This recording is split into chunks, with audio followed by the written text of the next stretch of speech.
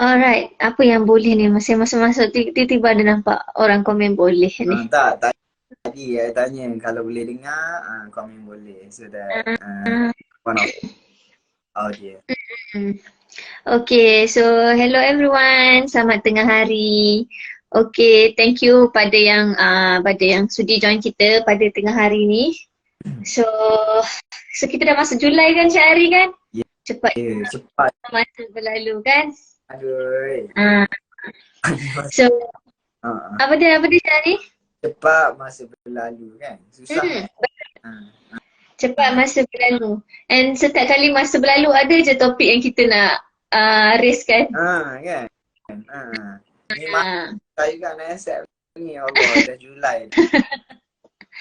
Okay, so since kita punya audience pun dah quite ramai juga yang dah join ni, so kita bolehlah mulakan Boleh. Okay, so alright, so welcome back to our live IG as usual. Setiap hari Rabu kan kita akan ada live IG lah. So with a different topic. So untuk topik hari ni muka yang sama lagi.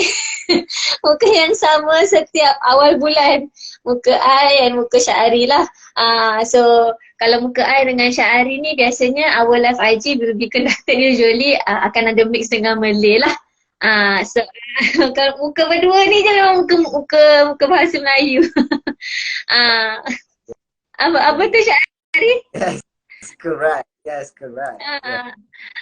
Tapi kita akan cuba dalam masa sama untuk mix juga dengan bahasa Inggeris. So kalau ada our audience yang kurang faham dalam bahasa Melayu, boleh je tulis dalam bahasa Inggeris. Nanti kita akan cuba talk about that issue lah. Okay, so untuk topik hari ni, again Syahri, just to let our audience know yang kita akan cuba talk about acceptance. Penerimaan tanpa banyak sangat persoalan. Dalam 1 jam ni kita cuba yang terbaik lah untuk talk about this dalam masa 1 jam So as I said tadi, kalau ada sebarang persoalan, feel free untuk type dalam chat box kita. Okay, alright Syahri. So kenapa kita nak, okay, kalau kita tengok dekat poster kita kan Syahri kan, poster kita yang bertajuk, apa tajuk poster kita ni Syahri, lupa dah. Kenapa? Kita mulakan dengan dialog, kenapa benda ni berlaku dekat aku? Kenapa kan? Nampak tak? Kita ada persoalan, kita start dengan persoalan dekat situ. Sebab kita ni as a human being, bila terjadi sesuatu benda yang kita tak suka dalam kehidupan kita, yang tak berkenan kat mata kita ni, kita suka sangat persoalkan benda tu. Kenapa benda ni jadi? Kenapa benda ni tak jadi pada orang lain? Kenapa benda ni mesti jadi dekat aku saja? Yeah. Kenapa benda ni tak jadi seperti yang aku rancang? So kita banyak mempersoalkan sampai kita lupa yang kita kena menerima at the first place. Kan? Bila benda tu jadi, bila sesuatu benda tu terjadilah, benda yang kita tak suka especially, maksudnya ada perubahan dekat situ, tapi perubahan tu tak kena dengan cara kita lah. Tak according to our way kan. So bila tak according to our way tu, itu yang membuatkan kita persoalkan sesuatu benda. Sedangkan when we talk about perubahan, of course akan ada benda yang kita suka, akan ada benda yang kita tak suka. Dan bila bercakap pasal perubahan atau making changes as well, akan ada masa dia according to our way, and sometimes it fail to according to our way, although dah banyak effort yang kita letak. Kan? As simple as student ke kita sendirilah buat kerja sehabis baik dah ni, tapi end up the result turns out to be different. Kita still gagal. Sedangkan kita dah besarkan mata, esok nak exam malam tadi ni bertungkuh lumah ni. Tak tidur ke kan, berhari-hari kita push effort kita, tapi end up kita still tak dapat as what we expect, ataupun dia berjaya tapi as not what we expect. Yeah. So kita consider benda tu as gagal sebabkan benda tu tak according to our way. So kalau kita tengoklah, in order for us to move forward, we have to overcome this thing kan. So making changes for something yang tak according to our way require an acceptance at the first place. Tapi kita lupa semua tu sebab kita terlalu banyak sangat persoalkan benda tu. Kenapa benda tu jadi? Kan Syahri kan? Kenapa awak diam je hari ni Syahri ni? Kebiasaannya banyak pula awak ni. Bagi malam untuk you Ah. menerangkan. Okay. Okay. Betul-betul lah tu. Terima kasih lah kerana bagi ruang pada saya. Tapi hari ni saya ni sebenarnya ada sakit tekak sikit. So, saya minta maaf kalau suara saya kurang jelas. Dan mungkin Cik Ari akan lebih banyak bercakap lah untuk hari ni. Boleh, tak ada masalah. Okay. Alright. So since itu kita punya main topik kan. So, apa tu sebenarnya acceptance sebenarnya? Adakah bermaksud bila kita accept things, kita harus melupakan? Adakah bermaksud yang accept things yang kita ni harus terima buta-buta macam tu je? So, apa tu acceptance sebenarnya, Syahri? Ini yang kita nak bincangkan hari ni. Sebelum kita belajar macam mana kita nak menerima sesuatu keadaan, especially on things yang tak according to our way, kita kena faham dulu apa tu maksud penerimaan. Apa tu maksud acceptance. Biasa kita dengar, aku ni dah accept, Rani dah accept. Tapi dia cakap je dia dah accept, tapi daripada segi perbuatan tu still dalam keadaan memberontak. Perbuatan tu still dalam keadaan denial. Ataupun defensif. So dekat mana awak accepting sebenarnya dekat situ tu? Kan? Apa Syahri? Awak nak cakap apa Syahri? Yelah, kat mana tu?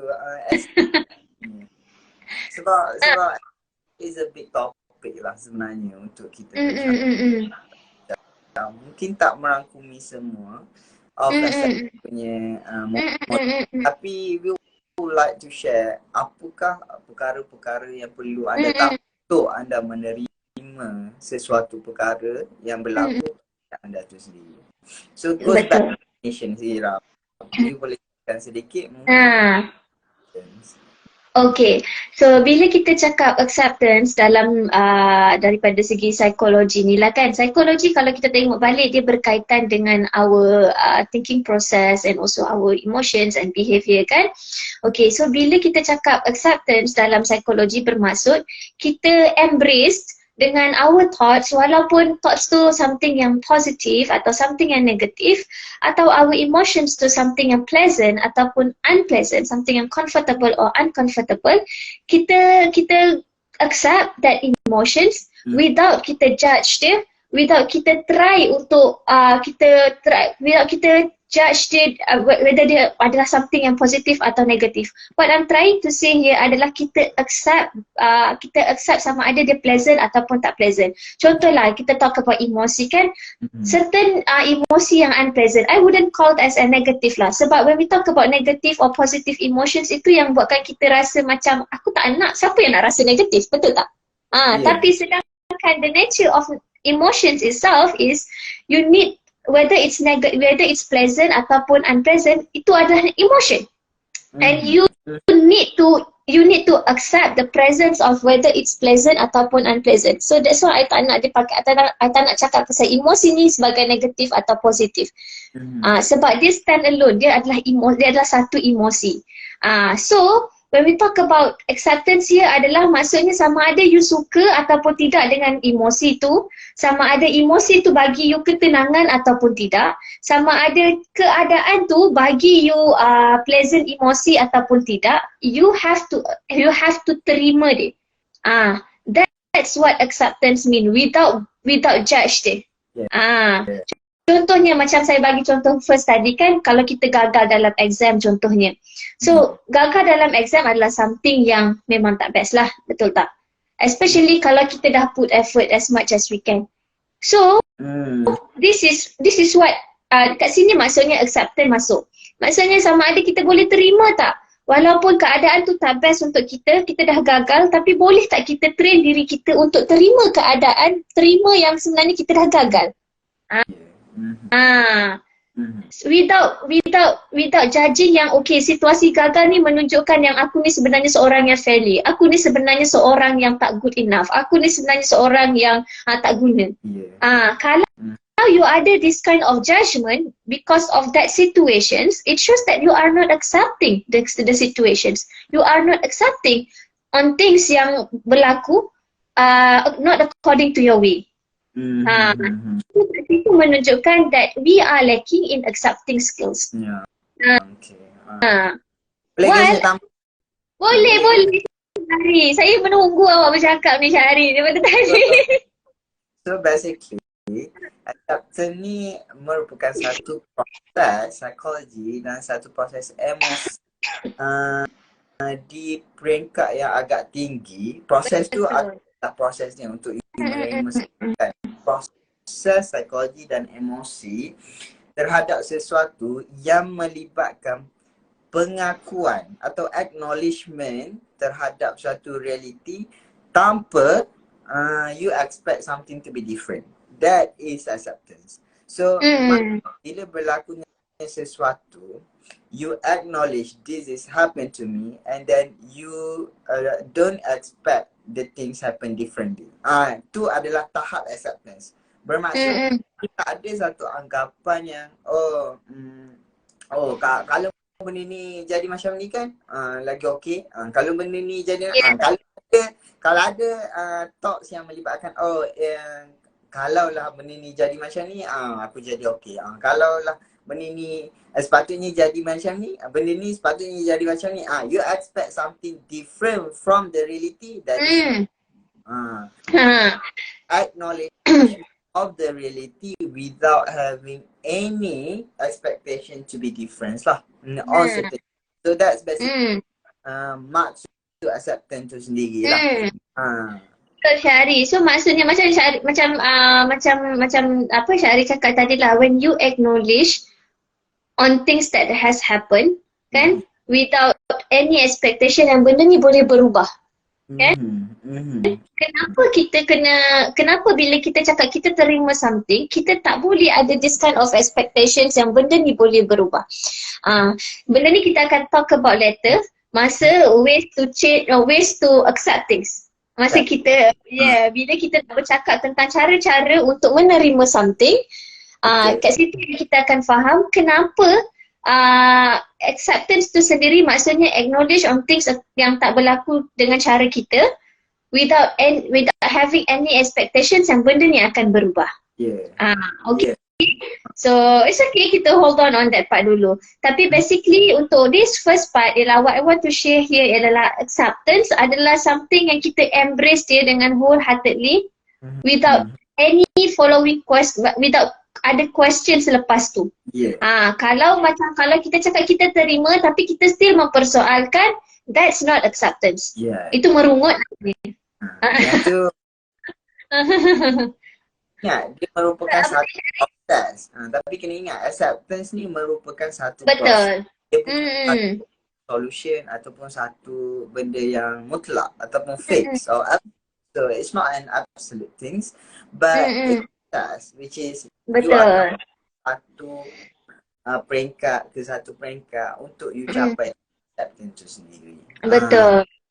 Kalau kita pernah dengar grieving process kan, kalau kita tengok grieving process, dalam proses grieving ni ada satu tahap yang paling tinggi which is acceptance lah.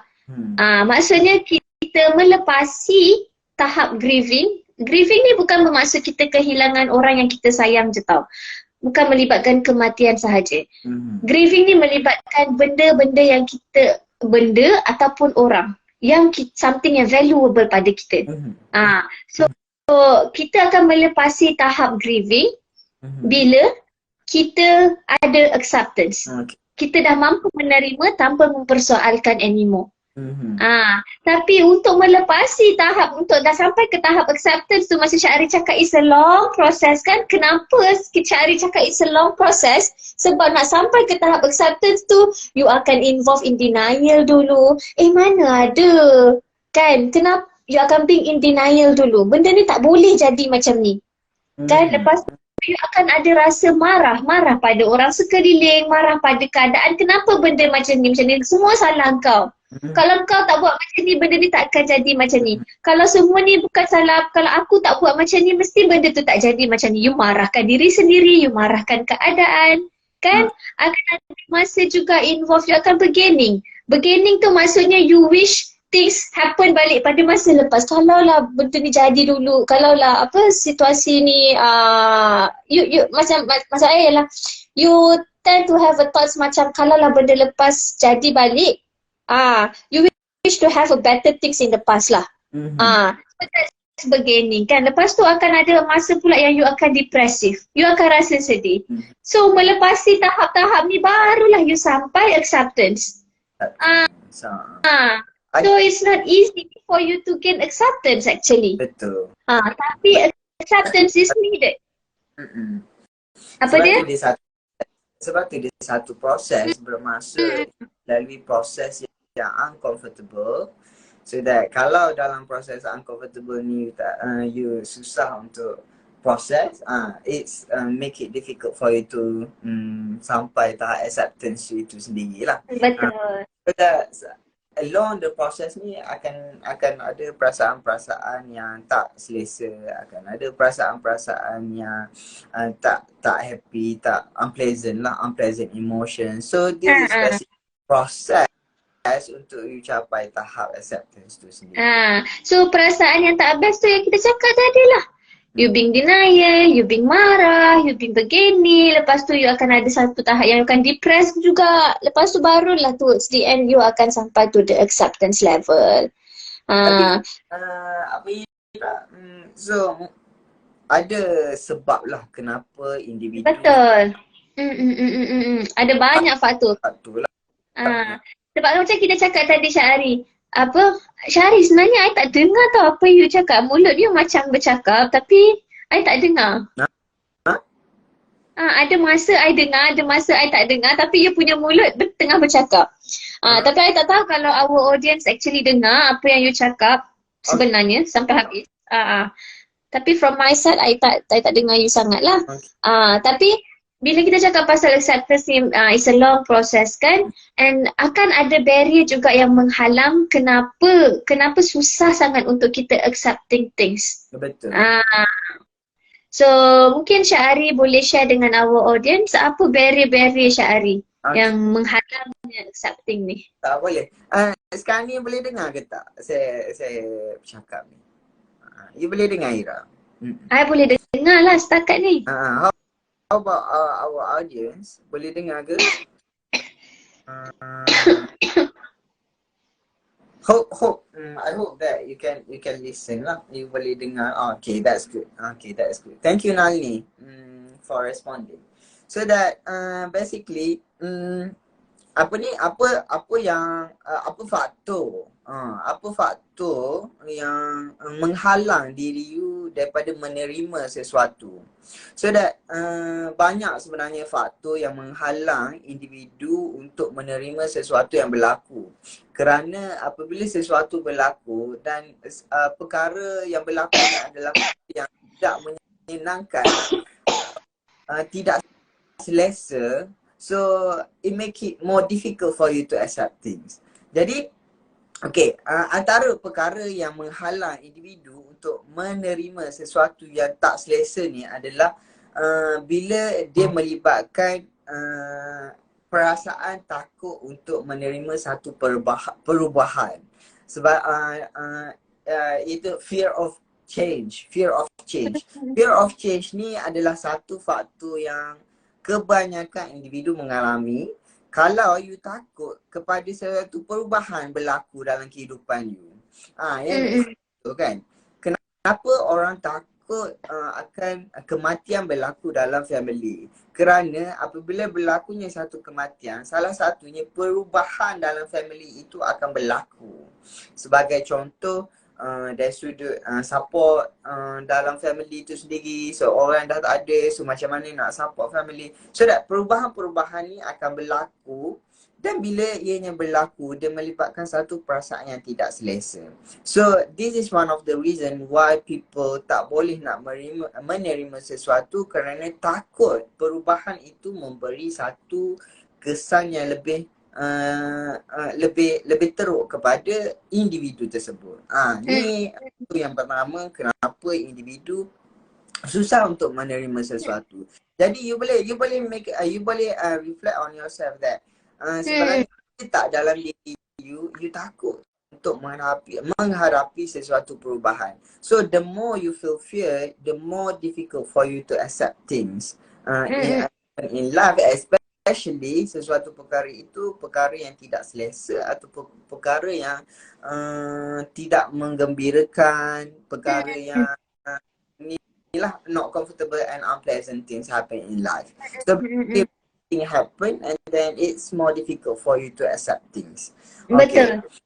Syahri, kalau saya nak tambah sikit boleh Syahri kat situ. Bila Syahri cakap dari salah satu reason lah kenapa susah untuk kita accepting things adalah sebab kita rasa takut.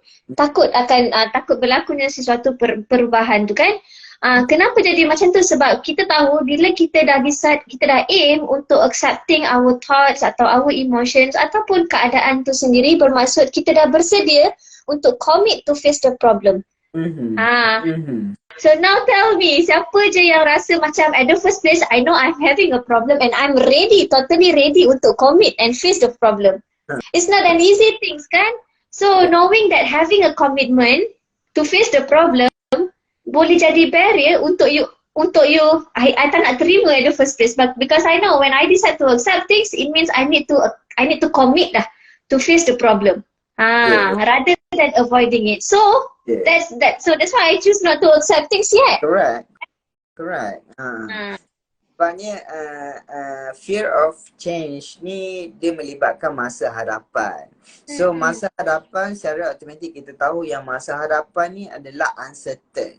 Maksudnya tidak tentu apa yang akan berlaku pada. Okay, fear of uncertainty ni lah yang membuatkan kita tak boleh nak menerima. Dan kita ada dalam pre-mindset kita yang bahawa kalau perkara ni berlaku mungkin dia akan menjejaskan kehidupan kita.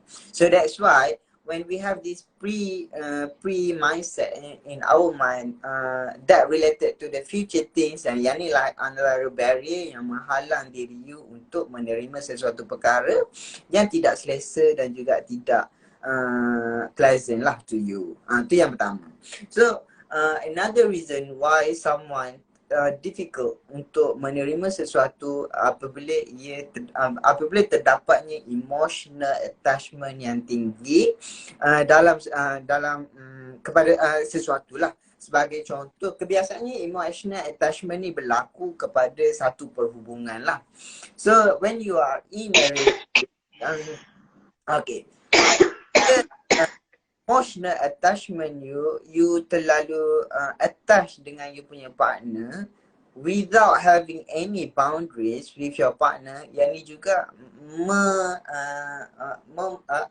akan meningkatkan potensi untuk you tidak boleh menerima sesuatu berlaku dalam relationship, dalam perhubungan itu sendiri. For you have a partner and then you sebelum ni you give everything to your partner. Couple lah kan, you couple dengan someone and then you give everything to her without having any boundaries and ignore yourself lah. You prioritize your partner until you ignore yourself. So which create emotional attachment here where I need to give everything to you and then emotional responsibility as well. I kena jaga this thing. The more you put you letakkan emotional attachment to someone, the more difficult for you to let it go. Betul. So anything happen in the relationship, sebagai contoh your partner buat perangai and they want to break up with you, and then the more difficult for you to accept the breakup because of attachment. Boundaries yang tidak dimasukkan dalam perhubungan itu sendiri. So that the more semakin tinggi emotional attachment terhadap sesuatu, the more difficult for you to let it go or for you to accept things. So this is another factors kenapa individu susah untuk menerima sesuatu perkara yang tidak selesa berlaku dalam kehidupan mereka lah. Betul. Simple example yang kita biasa dengar lah kan kalau dalam relationship ni, bila dah divorce ke atau bila dah break up ke kan. So biasa kita dengar macam aku dah bagi dah semua benda dekat dia, aku dah bagi kasih sayang yang cukup pada dia kan. aku dah bagi komitmen yang cukup pada dia. Tapi once you break up atau once you getting divorced, you can't accept bila benda-benda tu semua not coming back to you. Sebab you give everything to your partner, you dah terlalu banyak codependency on your partner, and bila things doesn't happen, bila things happen not according to your way, that's why you tend to question rather than accepting.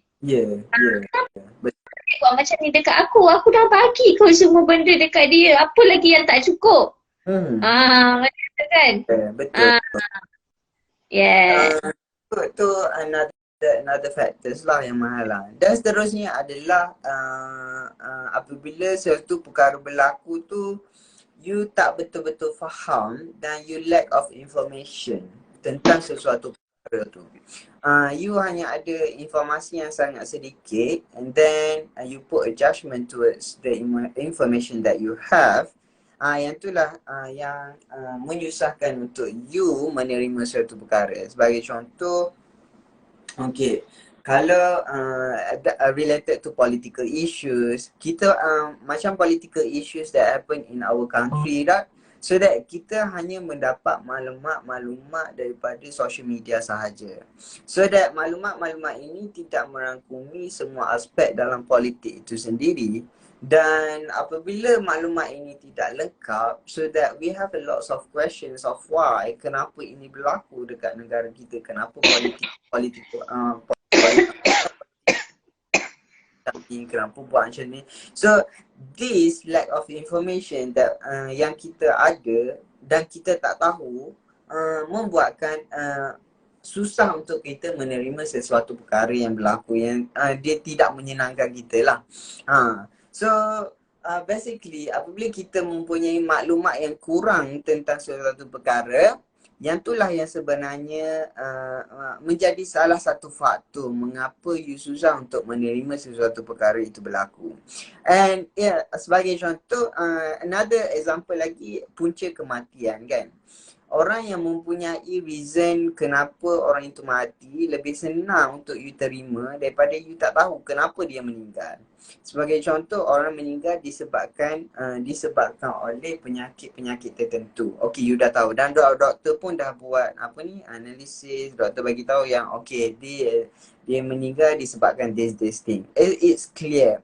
It's much easier to accept than someone yang dia meninggal tanpa you tahu sebab dia. Tanpa you sebab dia tu. Yang ni lagi susah kerana maklumat yang you ada tu adalah maklumat yang kurang. Jadinya lebih susah untuk you menerima. Macam tu. Betul. Dia ibarat maksudnya macam kurang dia macam maksudnya kurang informasi tentang sesuatu keadaan pun boleh jadi barrier kenapa kita susah untuk menerima sesuatu keadaan. Tak tahu kenapa someone nak break up dengan you. If you tahu dah kena tinggalkan. It's very difficult for you. Sebabnya betul. Tapi kalau you tahu memang benda tu menyenangkan, it's also difficult. Tapi it's much easier than someone who don't know what's the reason why someone's break up. Macam tu lah. So, betul. That is one of the barrier why someone susah untuk menerima sesuatu lah. Macam tu. Ada satu komen ni dari Morgan. Negative is good if you can change it to positiveness through self-talk to motivate yourself. Okay. Alright. That's great. Okay. Betul. This is what it means by when you are able to think that negative is good. You know, bila kita cakap pasal negative lah, negative is something yang always kita tak nak. Tapi when we can able to think yang negative is actually something good for us. Yeah. That's where accepting comes in. Mungkin kita boleh negatif, mungkin kita boleh tukar kepada something that sebab negatif ni we would like to avoid things that negative kan, kita nak avoid lah. Kalau kita tukar kepada perasaan yang tidak selesa, uncomfortable or unpleasant emotions, that's good lah. Maksudnya perkataan yang digunakan itu tidak membantu diri you untuk mengubah sesuatu corak pemikiran atau mengubah diri itu sendiri kan. But at the first place you have to accept the negative part dulu lah. As if macam anxious kan, anxious is something yang unpleasant emotions kan. So if you keep being in denial atau you keep being in defensive, so you tak nak accept yang you tengah sekarang dalam keadaan anxious. Itu akan buatkan you lagi rasa sakit atau lagi rasa anxious. That's why in order to reduce your anxiety, one way adalah accepting your anxiety first. Walaupun itu adalah something yang unpleasant. To be honest, siapa yang nak rasa anxious? Kan? It's unpleasant emotions, but we need that emotions. Correct. So, alright. Kita kat situ yang pertama adalah fear of change. Kedua adalah emotional attachment. Yang ketiga adalah lack of information or lack of understanding to about the situation. Ada tak apa-apa lagi yang you nak tambah, Ira, berkaitan dengan faktor yang menghalang daripada menerima sesuatu? Mungkin talk about negative thoughts. Ikut dia ada penting yang mana ni. Okay. So, okay, negative thought dia. Yes, self-criticism. Negative thought yang mengarah kepada self-criticism lah. Kita selalu kritik diri kita. So, bila kita ada negative thoughts, macam okay, kalau siapa yang pernah join kita punya live sebelum ni yang kita bercakap pasal negative thoughts kan, ada satu part where we mentioned that under negative thoughts there are a lot of cognitive distortions ataupun unhelpful thinking style kan. So unhelpful thinking style yang jenis pandang negatif pada diri sendiri, ataupun having macam unrealistic expectations on something. So this kind of thoughts ataupun negative thoughts, dia boleh menghalang untuk kita accept things. Contohlah macam dalam perhubungan tadi. Okay, kalaulah kita ada expectations pada partner kita, oh aku nak dia jadi macam ni. Aku nak pasangan aku ada karakter macam ni. But turns out dia tak boleh jadi seperti yang kita nak. You see, bila we talk about relationship kan, it's okay tak ada masalah untuk kita ada certain expectations. Tapi when it comes to too much of expectations ataupun it's unrealistic, tapi bila benda tu tak jadi, tak berkenan pada mata kita, tak seperti yang kita rancang, again, macam mana kita nak menerima?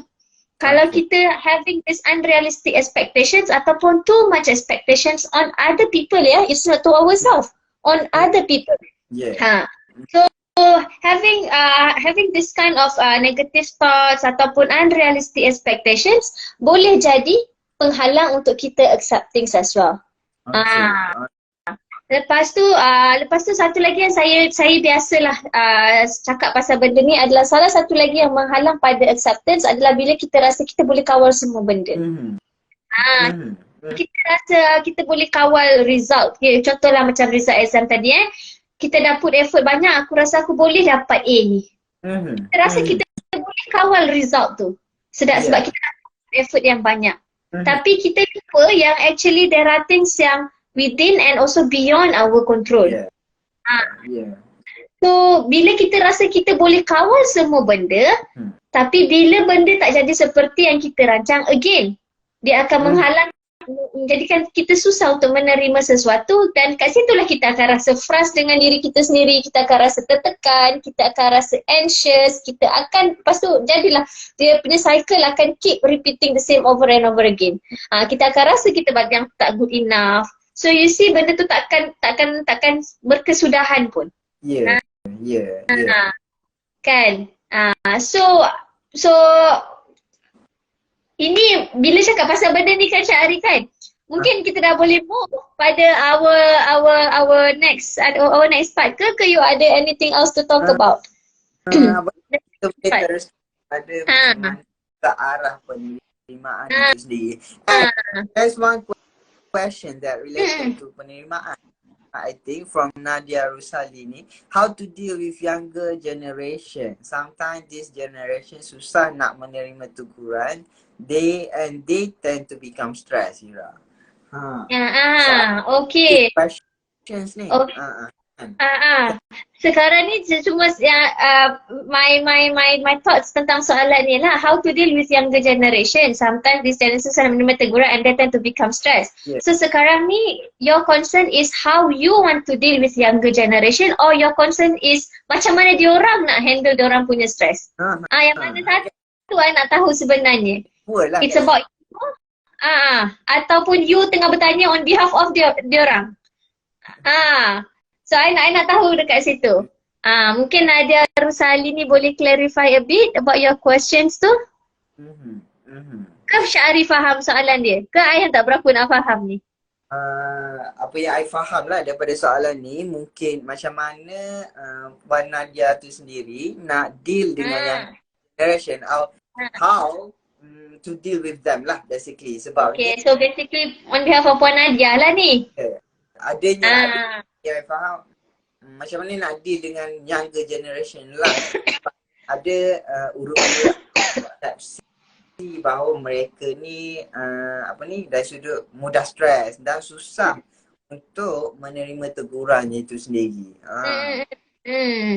Okay, so dia cakap dengan younger generation, I know it's not easy It's not easy to deal with younger generation, and sometimes kita pun kadang-kadang dah cuba kita pula kena cuba tolong diri kita, at the same time kita menolong diorang kan. So I know it's so easy untuk handle dengan younger generation lah, sebab diorang punya distress tolerance skills ni a bit rendah sikit. Kan? Badan? Saya nak terangkan sedikit tentang development stage. Untuk Puan Nadia kan, I would like to share with you yang satu dalam satu developmental punya stage ni, kita ada satu peringkat remaja lah. Di peringkat remaja ni memang dia punya stage adalah exploration, di mana exploration ni dia punya tingkah laku tu dia akan explore everything. Dan dengan kata itu sebenarnya tu adalah satu dia punya peringkat di mana dia try to explore and understanding about this world. So that sebenarnya understanding the developmental stage of the person will help you to deal with them. Sebabnya tu adalah peringkat dia orang. Younger generation ni dia satu, kalau younger generation yang dimaksudkan adalah teenagers, tu adalah satu proses yang dia orang kehidupan itu sendirilah. But understanding this developmental stage will help you to deal with them lah basically. So macam ini saya nak relatekan. That's a good point yang Syahri bring dekat sini. So you see macam Syahri cakap about the developmental stage kan untuk younger generation ni. Macam Syahri cakap diorang tengah exploring, ni adalah musim period diorang untuk explore things kan. Okay, apa yang diorang tengah explore sebenarnya? Diorang tengah explore tentang identiti diorang sendiri. Diorang tengah cari siapa diri diorang yang sebenarnya. And I believe that kita yang dah growing up ni pun pernah mengalami that fasa di mana kita tengah mencari siapa diri kita. So kalau gagal untuk mencari tentang explore about our identity, that's where rule confusion comes in. So dalam masa nak cari identity ni tengah explore sama ada benda tu baik atau buruk. Just imagine someone tegur you. So do you think that it's easy for them? It's not easy actually for them untuk terima teguran, sebab this is the phase aku tengah explore semua benda. Kenapa nak tegur-tegur? You know that kind of I ni jenis kau bahasa pasar tau. So I guna bahasa pasar je lah untuk bercerita ni. Sebab it's not easy untuk diorang terima teguran kalau dalam fasa diorang tengah mencari diri diorang sendiri. So dalam mencari ni diorang akan explore to too many things. It's either good things atau bad things. So it's not easy for them untuk terima teguran. Tapi macam Syahri cakap, kalau kita tahu yang this is the phase where diorang tengah explore diorang punya identity, dan mungkin buat kita rasa a bit easy sikit untuk menerima kenapa diorang susah sangat untuk menerima teguran. This is what Syahri cakap tadi. Kenapa kita susah sangat untuk terima? Kenapa kita yang end up yang stress? and tak boleh nak terima bila diorang reject kita punya teguran. Sebab apa? That's the barrier. Because we are having a lack of information about apa sebenarnya fasa younger generation ni, apa yang diorang tengah struggle. Diorang tengah struggle. So the information that we could provide here to help you understand, try to accept things lah kenapa diorang tak boleh nak terima teguran is because diorang dalam fasa untuk mencari diri diorang. And dalam fasa mencari diri diorang, it's not easy kalau kita tegur diorang. Mana tahu benda tu lah yang sebenarnya suits untuk diorang. Walaupun tu tak suits untuk kita, pada pandangan kita tak bagus benda tu. Tapi pada diorang mungkin diorang comfortable with that. So bila kita tegur, they can't accept that. So this is what Syahari mentioned tadilah. One of the barrier is about having lacking of information about certain situations. Macam mana nak deal dengan diorang by having more understanding towards terhadap diri itu sendiri lah. So that sebenarnya kita okay, so behavior is purposeful. Okay, behavior is purposeful. So that dia melakukan suatu perkara itu dengan satu purpose. So by understanding this purpose will help you to deal with them. Sebabnya you tahu, okay, oh dia buat macam ni sebabnya ni. That's from perspective taking. Kalau you boleh ambil dia punya perspektif dan faham dia punya perspektif and put it into his reality, yang tu lah akan mengurangkan you punya stress untuk deal dengan orang. Tapi kalau you dengan perspektif you and then dia dengan perspektif dia, so dia akan jadi perspektif yang bercanggah. So bila berlaku sanggahan dalam perspektif, yang ni lah kita kata susah untuk you menerima ni.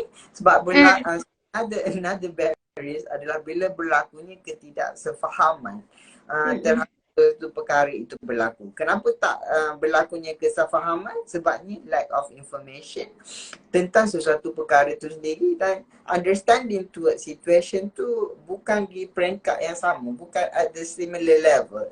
You understand this situation or this life at this level, tapi dia understand this life at this level. So tu dia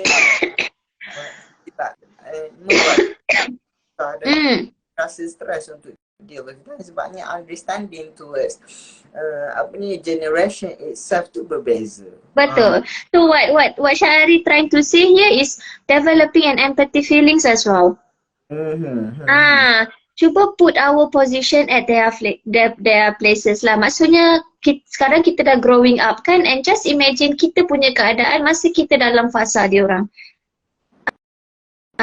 So benda tu boleh buat kita makin menerima kenapa diorang berkelakuan macam tu. Dan satu lagi Syahari, kalau kita tengok dekat sini kan, it's about kita menegur someone else punya behavior. Again, someone else punya behavior, again it's something that within or out of our control Syahari. So we have to take note on that. Sebab kita ni, I suka simply say cakap macam ni tau. Kita sangat suka jeopardize diri kita untuk something yang out of our control. Sebab tu kita stress, sebab tu kita senang sangat jadi stress, senang sangat tertekan sebab kita rasa macam I can control everything. I want it to be according to my way. Kalau benda ni tak jadi sekalipun, aku akan cuba juga untuk buat benda ni jadi according to my way. Sebab I know I can control on this thing. Similarly, macam Puan Nadia ni kan, let's say lah, I believe that you have to go a lot about your on your younger generation kan, tapi if they choose not to accept at this moment, no matter how you try, no matter how much you put effort sekalipun, if they decide not to accept, how long you gonna try? Macam mana lagi you nak push untuk try? It means here you have to know that I can put effort as much as I can untuk tegur diorang, but again whether they want to accept or not, this is the result part. This is the result where you have to let yourself know that okay, I can tegur diorang as much as I can. I boleh guna macam-macam cara kreatif lah, macam-macam mana cara sekalipun, because I want the best for them. Tapi if they decide not to accept at this moment, it's okay. Kita monitor je daripada jauh. And bila kita bila melibatkan acceptance ni adalah acknowledging the reality is very important. Sebabnya bila you dah acknowledge satu reality yang berlaku pada masa sekarang, it's completely different with saya punya generation, mak kita punya generation, punya kita punya generation. The reality itself, the difference sangat berbeza. Jadi acknowledging the reality tu helps you untuk you melihat mereka as they are. Dan kalau melibatkan you perlu mengubah sesuatu sebuah tingkah laku itu sendiri, you boleh je bagi tahu, cumanya it's not within your control untuk mengubah tingkah laku itu sendiri. Itu yang mereka tetapkan untuk mengubah diri mereka sendirilah. Tapi as a human, we boleh bagi tahu. Kita tak ada masalah, you bagi tahu je. Tapi the expectation towards changes itself, macam you expect changes to him, yang tu kita tak boleh nak cakap. Sebabnya dia individu tersebut yang membuat pilihan untuk melakukan sesuatu perkara. Jadi you hanya when it comes to you and other people, it's conflict between your circle of control and the circle of influence. Maksudnya they influence you, they influence you. Tapi with them, you hanya boleh bagi tahu. Tapi untuk mengubah, kita tak boleh. Tahu, kita boleh hanya discuss, negotiate, things like that. Tapi untuk mengubah, kita tak boleh mengubah sebab it's not within our circle of control. Betul. Your circle of control adalah salah satu cara macam mana you nak menerima sesuatu perkara tu. Betul. I suka bagi this metaphor tak Syahri. Contohlah, I bagi you tanah liat kan Syahri? Yeah. I minta you buat love shape untuk I. Can you do that love shape for me? Can you do that love shape for me? I rasa I tak boleh. Janganlah Pak. Janganlah. Okay, kita tukar shape lain lah. Kita tukar petak lah Syah. Kita tukar petak kan, kita tukar circle kan, segitiga. Alah, dia fikir. Aduh. I nak ajak you main tanah liat je ni. Bukan dia jawab apa. Petak lah. I boleh bagi petak. Ada kat Ira. Okay. Okay, bagi buat petak untuk I. Can you do that for me? Kan? Alright, so contohlah I nak minta you buat square shape tu daripada pasu bunga ni Ni kerah ni, nampak ni kaca sampai tercabut dah bunga Lepas tu ada bunga-bunga ni Now I want you to make a square shape for me daripada benda yang kerah ni Syahri. Okay. Ira, macam do you think it's possible? Yeah, for me it's not possible. Yang ni tak boleh. So are you telling me now you are trying to giving up or are you trying to accept things for something that of course lah memang dah nampak dengan mata that we can't change this thing anymore kan? So are you trying to saying to me you are giving up or you are trying to accepting things? Oh, I think I prefer to accept things. Yes. Yeah, sebab at the first place you know that benda ni memang dah tak boleh nak mold lagi dah. Memang dah tak boleh dibentuk sebab dia keras. Kan? Kalau you keep pushing on this thing sebab I rasa I nak ubah juga. Sebab I rasa memang dia boleh buat petak daripada benda ni. So how you gonna push yourself? Mungkin you akan break this thing. So break this thing mungkin ada possibility yang you akan hurt yourself. Yeah. Kan? Yeah. So by knowing that benda ni memang dah tak boleh ubah. So if I can't change this thing anymore, then what I can do adalah accepting benda ni. Sebab because this thing memang dah fixed. So again, similarly about other people's behavior, other people's thoughts, other people's emotions. So it's something that kalau kita buat dalam bentuk circle circle dalam bulatan kecil ada dua circle. Bulatan dalam adalah things that within our control and bulatan dekat luar adalah things out of our control. Kita mungkin akan nampak banyak situasi yang buat kita stres adalah again it's out of our control. Tapi kita lupa, kita overlook apa benda yang actually benda kita boleh ubah, benda yang kita benda kita boleh control. So when we talk about things that are out of our control or within our control, other people's behavior, thoughts and emotion, of course it's something that out of our control. No matter how much you try, if they decide not to change, they will not change. Correct. Tapi if you keep pushing yourself, so you are the one who towards the end jeopardize yourself. Yeah.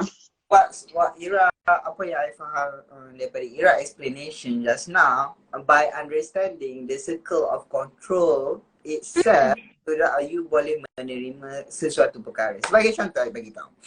Okay, our weather kan, our weather hujan.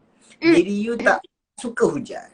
So that you, okay, kalau you look at into a circle of control punya, you boleh search dalam Google a circle of control. Dia akan nampak bulatan dia. Dan weather under the circle of concern.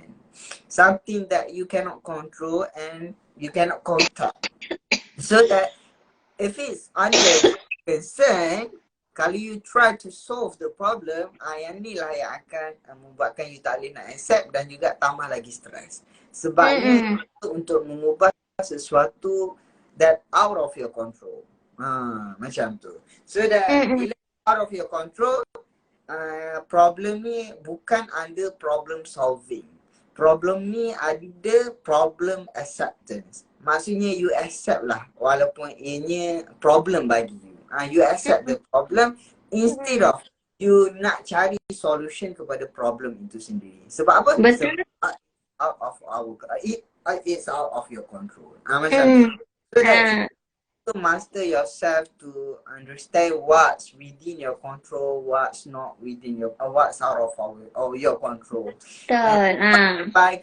By mastering this technique will helps you untuk accept things dengan lebih.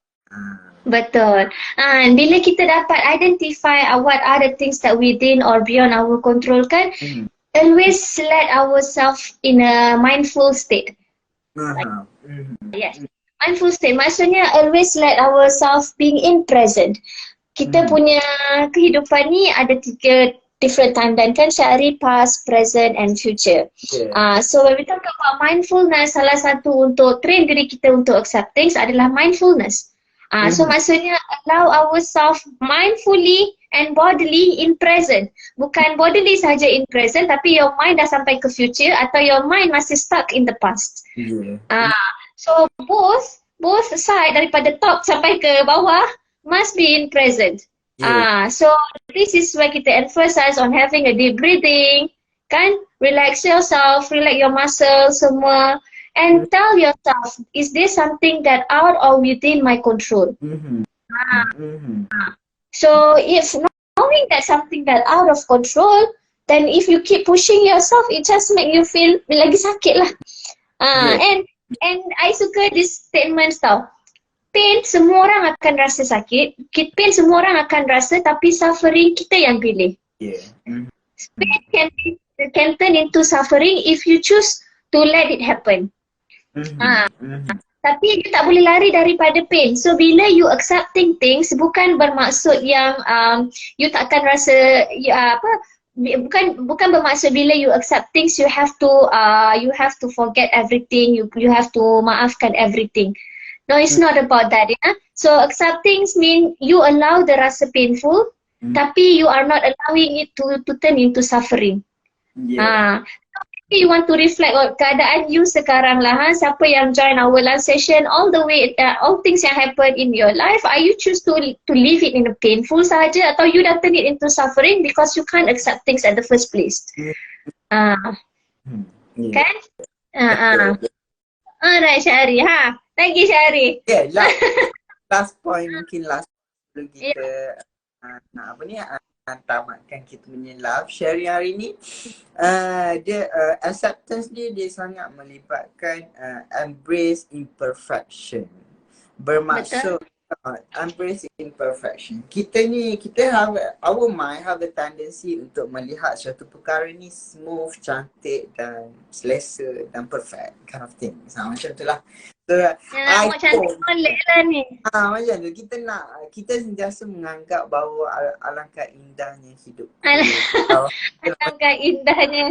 Kita dimomokkan dengan perkara-perkara kehidupan ini macam syurga. Macam tu lah, macam semuanya smooth, semua cantik, semuanya perfect dan semuanya mengikut apa yang kita nak. Ni adalah satu anggapan yang menghalang diri you untuk you menerima sesuatu perkara itu sendiri. Jadi sebenarnya dalam kehidupan kita banyak perkara-perkara yang tidak perfect or imperfect ataupun tidak mengikut apa yang kita nak, dan juga mungkin di mata kita it is unfair dan uncomfortable. This thing happen in life dan banyak benda ni berlaku. Jadi willingness to accept imperfection tu sendiri akan membantu diri you untuk accept the situation. So that kalau you melihat seseorang yang mempunyai satu tingkah laku ataupun apa-apa yang imperfection lah, melibatkan diri you, melibatkan orang lain ataupun melibatkan unfairness ataupun ketidakselesaan yang berada di atas dunia ni, that is the imperfection yang you perlu terima, yang you tak boleh nak ubah benda tu. Jadi cuba untuk latih diri you untuk willingly embrace this imperfection. Sebabnya kita tak boleh menganggap kehidupan kita satu kehidupan yang perfect, satu kehidupan yang smooth, sentiasa smooth, satu kehidupan yang sentiasa happy. This not gonna happen. So that by acknowledging the expectation, Cara. Acknowledging the reality as well as embrace imperfection akan membantu diri you untuk mudah menerima sesuatu perkara dalam kehidupan you, walaupun perkara tersebut tidak selesa dan tidak menyenangkan hati you.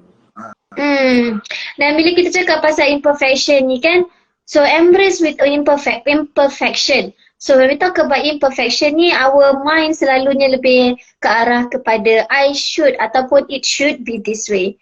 So having this kind of unhelpful thinking styles of should statements inside your mind, so benda ni buat you tak boleh nak terima imperfection. Well, at the first place you have to accept imperfection. So meaning that change the way you punya should statements to change a bit. So this is what we call as changing the way you think. So that you could accept better lah. Dia melatih kita untuk menerima sesuatu yang tidak perfect berlaku dalam satu kehidupan. Betul. Dan kalau kita bagi dalam bentuk metafor, I selalu bagi ni dekat yang adolescent lah. Bahagian generasi adolescent kan. Kalau just imagine you stand on the rock. You stand on the rock, lepas tu ada satu pokok tau berdekatan dengan tempat you stand tu. Lepas tu pokok ni daun dia gugur. Ada daun yang cantik, ada daun yang tak cantik, betul? Alright. So tell me, kalau you nak leave that rock dengan happy feelings, dengan pleasant feelings, which daun yang you akan pilih? Cari? Susah nak jawab soalan you ni. Susah. Dia kena ada imajinasi sikit berada dekat bawah pokok sekarang ni kan. Tak apa. Tapi kalau for me, I will choose yang elok lah rupa dia, bukan yang ada macam terkoyak-koyak lubang-lubang tu kan. Yang elok tu mungkin dia elok daripada segi warna atau elok lah daripada segi rupa. Tak adalah yang ada tahi burung macam tu kan. But at the same time, can you stop daun tu gugur at the first place? Daun yang tak cantik tu, can you stop from it to jatuh? Tak boleh kan? Dia akan tetap jatuh. But you can choose which one yang you nak pilih. So this is what it means by before you choose yang mana you nak pilih, yang mana you nak focus on, you have to accept dulu yang dia memang akan jatuh no matter what. So maksudnya when we talk about negative emotions ke apa ke sekalipun, you can't stop the negative emotion, the unpleasant emotions ataupun the negative thoughts to come to you. You accept it at the first place, then you can make changes of it. Betul. So Yeah, so to conclude here that if you want to make changes, if you want to change your life, I mean not to change the pain to suffering, it's accepting first. And accepting is not meaning that you melupakan segala-galanya. Yeah. Alright. So, So so yeah. understanding Mm, situations by having understanding of your circle of control, betul. embracing imperfection, acknowledging the reality. These things Mm, the factors yang boleh membantu you untuk lebih senang menerima sesuatu. So that mm, as Morgan said, Morgan said here, accept imperfection that leads your path to perfection, and nobody is perfect. betul. So meaning here to I make it apa dia Syahri? Yeah, so that I hope that this life bolehlah serba sedikit membantu diri you untuk menerima sesuatu yang selesa untuk menerimanya, yang mungkin mungkin something that is not you expect berlaku pada diri you. I hope that this life will helps you untuk you boleh menguasai pemikiran tentang penerimaan sesuatu itu sendiri tanpa persoalan. Okay, apa yang kita lah within 1 hour, that's a lot of thing lagi yang kita nak share tentang acceptance as it is a big topic. Cumanya yang benda-benda yang you boleh amalkan, yang you boleh buat untuk membantu diri you accept things that not comfortable. Mungkin our audience also can create their own acceptance mantra lah. Macam I suka it is what it is. So saying that, be mindful on that meaning of it is what it is. It helps me to accept things that doesn't according to my way lah. And don't let yourself don't jeopardize yourself for something that out of your control. Because no matter how much you try, it will never be happen. Betul. So, okay? Right. I rasa kita dah masa kita. Betul. To share lagi in the next session. Tapi malah tajuk apa yang sesuai. Tapi you rasa sebagai contoh, you rasa you dah cuba try apa yang kita share dalam this live share, tapi tak lagi, mungkin you boleh come to our center and then kita boleh buat psychotherapy, and then we dalam session we discuss sebenarnya apa yang ada dalam fikiran you, apa yang membuatkan you tak boleh nak accept this, and then discuss more in the next session. And sebelum kita end lah, kita juga nak inform yang kita sekarang tengah provide macam group counselling service. Kita tengah open untuk group counselling service for the 3 different topics. And untuk younger generation, memang it's good kalau you guys can join the discovering meaning of life lah. Sebab this is like I said just now, the development is this the time untuk orang explore orang punya identity. So having knowing about what their purpose of life can be helpful lah in exploring their identity as well. Kita ada juga talk about stress and anxiety management, and as well as changing thoughts from Islamic perspective, if I'm not mistaken. Correct. Thoughts from buat group therapy on this particular topic. Mana-mana yang berminat, you boleh contact us and then masuk dalam group counselling session, and then betul. RM40 per session, itu kira okey lah tu kan. It's not easy, macam bukan mudah lah untuk dapatkan that kind of price dalam KL ni. Betul. So okay. Tu saja rasa untuk hari ini. And then jumpa lagi di masa akan betul. Okay, bye-bye semua. Bye.